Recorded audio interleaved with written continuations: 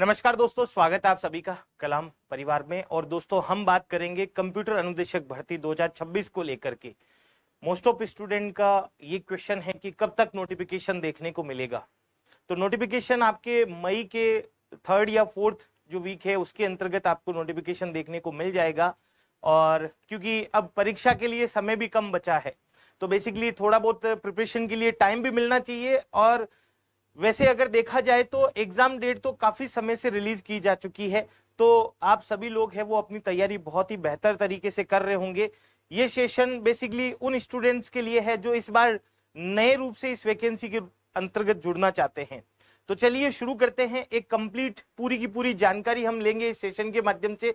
जो साथी नए हैं, पहली बार एग्जाम देंगे या पहली बार इस वैकेंसी में सम्मिलित होंगे या अभी लास्ट ईयर चल रहा है आपकी ग्रेजुएशन का, तो वो साथी भी इस सेशन को जरूर देखें। तो सबसे पहले बात करते हैं, वैकेंसी का नाम है कंप्यूटर अनुदेशक। दो प्रकार की वैकेंसी बेसिकली यहां पर देखने को मिलती है। एक तो बेसिक कंप्यूटर अनुदेशक जो कि ग्रेजुएशन बेस्ड है, और एक है वरिष्ठ कंप्यूटर अनुदेशक जो कि मतलब मास्टर डिग्री जिन्होंने कर रखी है कंप्यूटर फील्ड से, वो इस वैकेंसी के लिए एलिजिबिलिटी रखते हैं। अगर हम पदों की संख्या के बारे में बात करें तो लगभग 3415 पद है जो इस वैकेंसी के अंतर्गत, जिसमें बेसिक कंप्यूटर अनुदेशक में आपको देखने को मिलेंगे। और उसके अलावा 300 जो पद है वो वरिष्ठ कंप्यूटर अनुदेशक में। हालांकि पिछली बार कम थे, इस बार थोड़े से 2-3 पद ज्यादा है। कुल जो टोटल पद हो जाएंगे आपके 3715। कैटेगरी वाइज और नॉन टीएसपी टीएसपी एरिया की जो पदों की संख्या है वो नोटिफिकेशन के माध्यम से ही हमें पता चल पाएगी। तो वैकेंसी कितने पदों पर आने की संभावना है वो हमारी बात यहाँ पर हो चुकी है। अब मई के तीसरे सप्ताह या चौथे सप्ताह के अंतर्गत आपको इसका नोटिफिकेशन भी देखने को मिल सकता है। और अगर बात करें शैक्षणिक और तकनीकी योग्यताओं के अंतर्गत, तो वरिष्ठ कंप्यूटर अनुदेशक, जैसा कि मैंने कहा था, जिन्होंने मास्टर डिग्री यानी एमटेक, एमई और मास्टर्स कर रखी है इंजीनियरिंग ब्रांचेज में, जिसमें बेसिकली सीएसआईटी होना जरूरी है, सीएसआईटी फील्ड से हैं, और एमसीए कर रखा है, एमएससी कर रखी है सीएसआईटी में, या बी लेवल और सी लेवल सर्टिफिकेट है सरकार द्वारा मान्यता प्राप्त, तो आप इस वैकेंसी के लिए एलिजिबिलिटी रखते हैं, वो भी सीनियर कंप्यूटर इंस्ट्रक्टर के रूप में। अगर बात करें बेसिक कंप्यूटर अनुदेशक, तो इसके अंतर्गत अगर आपने ग्रेजुएशन के साथ में ए लेवल या पीजीडीसीए डिप्लोमा कर रखा है, आपने बीटेक कर रखी है सीएसआईटी और ईसी ब्रांच के अंतर्गत, और बीएससी कर रखी है आपने सीएसआईटी या बीसीए कर रखा है, तो भी आप एलिजिबिलिटी रखते हैं। अब महत्वपूर्ण जो चीज है वो ये है कि क्या अंतिम वर्ष के छात्र है वो भी आवेदन कर सकते हैं क्या? बिल्कुल कर सकते हैं, अंतिम वर्ष के छात्र भी आवेदन कर सकते हैं, लेकिन परीक्षा तिथि से पूर्व योग्यता प्राप्त करना अनिवार्य है।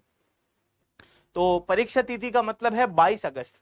अब यहां पर देखो, इसके अंतर्गत मिनिमम पासिंग मार्क्स में भी एक क्वेश्चन बनता है, उसके ऊपर भी हम जिक्र करेंगे, जो कि इस सेशन के अंतर्गत आपको देखने को मिलेगा। तो मैं लेकर के चलता हूं आपको थोड़ा थोड़ा आगे 1 बाय 1 चीजें। आयु के बारे में अगर बात करें तो 1 जनवरी 2027 के अनुसार गणना की जाएगी। मिनिमम जो आयु है वो 18 वर्ष के विद्यार्थी फॉर्म भर सकते हैं, और मैक्सिमम है वो 40, और इसमें भी छूट आपको देखने को मिलेगी। सामान्य वर्ग की महिलाओं को 5 वर्ष की छूट मिलेगी, यानी 45 वर्ष तक की महिलाएं सामान्य वर्ग की फॉर्म भर सकती है। और SC ST OBC और MBC EWS के पुरुष अभ्यर्थी जो कि राजस्थान निवासी हो, उनको भी 5 वर्ष की छूट मिलेगी। और उसके अलावा 10 वर्ष की महिलाओं को छूट मिलेगी जो SC ST OBC MBC EWS से बिलोंग करते हैं। 5 वर्ष अतिरिक्त छूट मिलेगी आपके दिव्यांगजनों को, और 50 वर्ष मैक्सिमम जो आयु है भूतपूर्व सैनिक है, वो एक्स सर्विसमैन है, जो इस वैकेंसी के अंतर्गत फॉर्म भर सकते हैं। अगर बात करें विधवा और विवाह विच्छिन्न महिलाओं के लिए कोई आयु सीमा इसके अंतर्गत नहीं है, तो उसको लेकर के भी हमने आयु को लेकर के भी यहाँ पर बात कर ली। शैक्षणिक योग्यता आ गई। मिनिमम पासिंग मार्क्स को लेकर के मैं फिर से अवेयर करना चाहूंगा, इस सेशन में ही बात करेंगे, लेकिन पहले हम जानते हैं परीक्षा पैटर्न को लेकर के। परीक्षा पैटर्न के अंतर्गत पेपर 2 होंगे जो कि 200 मार्क्स के होंगे, और एमसीक्यू बेस्ड पेपर आपका बनेगा। पेपर फर्स्ट जो है वो सामान्य अध्ययन से रिलेटेड रहेगा, 100 नंबर का होगा, 100 क्वेश्चन होंगे, 2 घंटे का समय मिलेगा। और पेपर 2 है जो मुख्य विषय यानी आपके कंप्यूटर से रिलेटेड होगा, जिसमें भी 100 मार्क्स के क्वेश्चन आपसे पूछे जाएंगे, 100 ही क्वेश्चन, 2 घंटे का समय मिलेगा। और नेगेटिव मार्किंग है वो लागू रहेगी। अगर आप गलत उत्तर लगाते हैं तो 1/3 अंक है वो काट लिए जाएंगे। जैसा कि अभी रिसेंटली जो RSMSSB के द्वारा पेपर आयोजित करवाए जा रहे हैं उसमें ये आपको देखने को मिला होगा कि पेपर का लेवल बहुत ही अच्छा आ रहा है। तो कंप्यूटर अनुदेशक के विद्यार्थियों के साथ पहले भी ये घटना घटित हो चुकी है, तो उनको वापस से तैयार रहना चाहिए और अच्छी तैयारी करनी चाहिए। अब आप कहोगे कि सर तैयारी के लिए महत्वपूर्ण जो बिंदु है वो बताए जाए, तो जो पेपर फर्स्ट होगा आपका सामान्य अध्ययन का, इसके अंतर्गत आपसे राजस्थान जीके के अंतर्गत कला संस्कृति इतिहास और स्वतंत्रता आंदोलन और राजस्थान का भूगोल, प्रमुख मेले त्योहार और परंपराएं, ये इंपॉर्टेंट टॉपिकों की कैटेगरी के अंतर्गत आते हैं। यहां से पिछले वर्ष भी जब वैकेंसी आई थी तो क्वेश्चन बने थे। जनरल साइंस और करंट अफेयर से रिलेटेड क्वेश्चनों की संख्या भी आपको इस पेपर में देखने को मिलेगी। उसके अलावा रीजनिंग और न्यूमेरिकल एबिलिटी है या डेटा इंटरप्रेशन है, ये मतलब आपका स्कोर अच्छा करवाएंगे। अगर मैं बात करूं पेपर फर्स्ट की, तो पेपर फर्स्ट में 40% जो मिनिमम क्राइटेरिया है वो लाना बहुत ही इजी है, क्योंकि रीजनिंग काफी अच्छा पूछा जाता है, मैथ्स हो गया जिसमें न्यूमेरिकल और डेटा इंटरप्रेशन है, यहां से आप अच्छे से 40% मार्क्स ला सकते हो। लेकिन दोस्तों याद रहे, इस बार इस वैकेंसी के अंदर, पिछली बार ये वैकेंसी हुई थी तो उसमें तो 40% भी जिसके आए थे उनका सिलेक्शन हो गया था, मतलब 80 नंबर की कट ऑफ गई थी, 40 पेपर फर्स्ट में 40 सेकंड में। और वैसे कईयों के स्कोर 100 120 तक भी था दोनों पेपरों को मिला के, लेकिन दोस्तों सेकंड पेपर में नंबर नहीं आए थे कई सारे साथियों के। तो इसमें तो कोई समस्या नहीं है, ये तो आपको प्रैक्टिस करनी पड़ेगी, मैथ्स की, रीजनिंग की, जनरल साइंस भी पढ़नी पड़ेगी, करंट अफेयर आप पढ़ रहे हैं तो आपको डेफिनेटली फायदा होगा, राजस्थान जीके पढ़ रहे हैं तो फायदा होगा ही होगा। आपके जितने भी क्वेश्चन हैं साथियों के, मैं लास्ट में जरूर उनका उत्तर दूंगा, पहले मेरी बात पूरी हो जाए। अब बात करते हैं पेपर सेकंड, जिसमें सीनियर कंप्यूटर इंस्ट्रक्टर का जो सिलेबस है वो क्या रहेगा।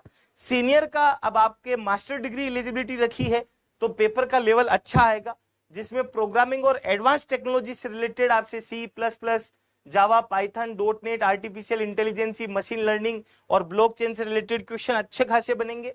डेटा स्ट्रक्चर और एल्गोरिथम से रिलेटेड, DBMS से रिलेटेड, नेटवर्किंग और साइबर सिक्योरिटी से रिलेटेड, ऑपरेटिंग सिस्टम और वेब डेवलपमेंट और सॉफ्टवेयर इंजीनियरिंग से रिलेटेड, यहाँ पर पेडागोजी से रिलेटेड क्वेश्चन भी आपसे पूछे जाएंगे दोस्तों।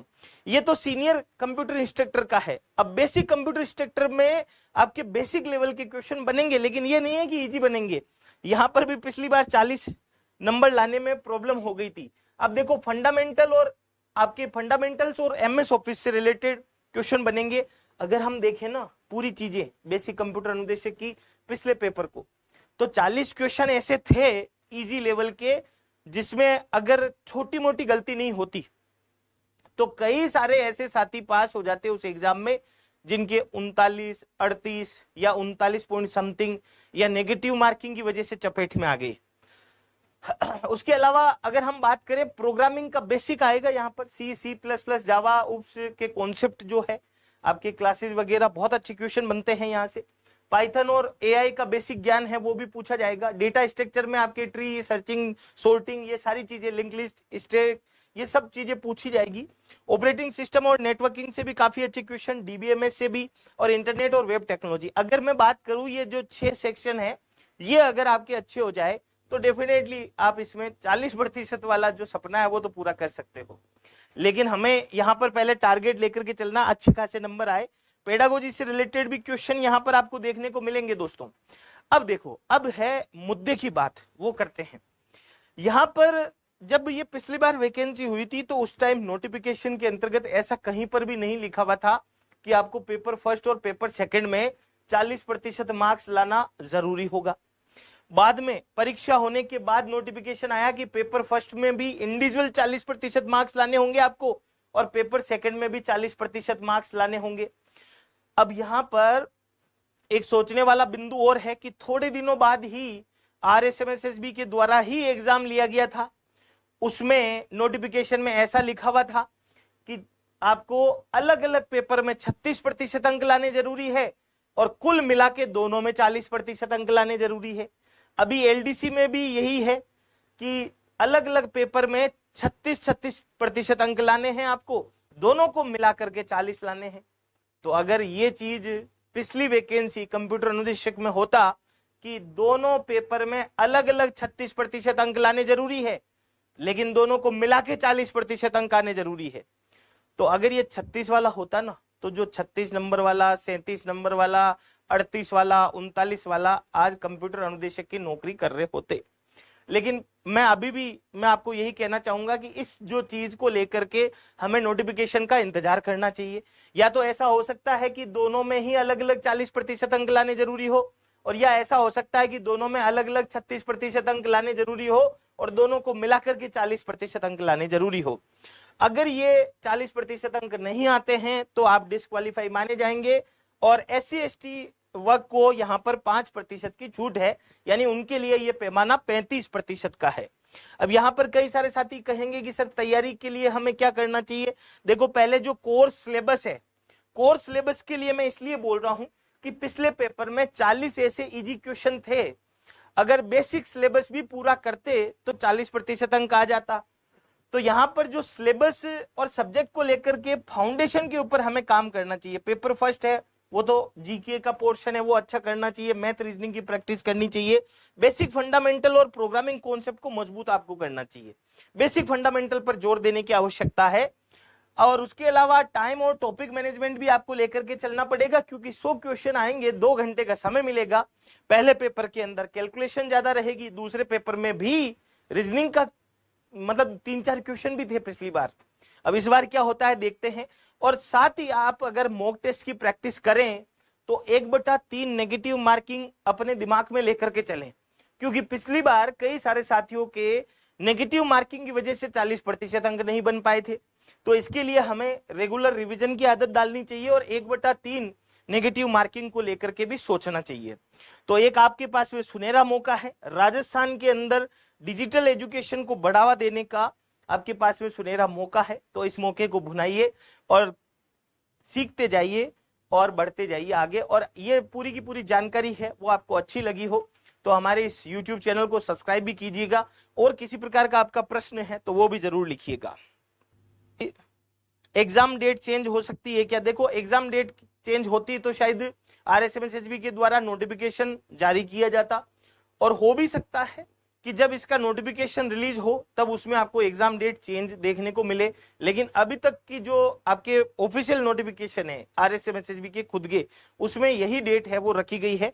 डेट के बारे में मैंने आपको वैसे बताया तो है, लेकिन फिर भी मैं आपको बताना चाहता हूं कि 22 अगस्त को आपकी जो परीक्षा होगी वो सीनियर कंप्यूटर इंस्ट्रक्टर की होगी, और 23 तारीख को जो परीक्षा होगी वो बेसिक कंप्यूटर अनुदेशक की प्रायोजित की गई है। संभावित परीक्षा 22 और 23 अगस्त को रखी गई है, तो आप उसी को आधार मान करके चलिए।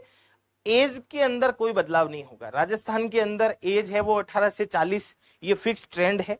तो आप सभी अच्छी तैयारी कीजिए और डेफिनेटली आप इसमें सिलेक्शन ले सकते हैं।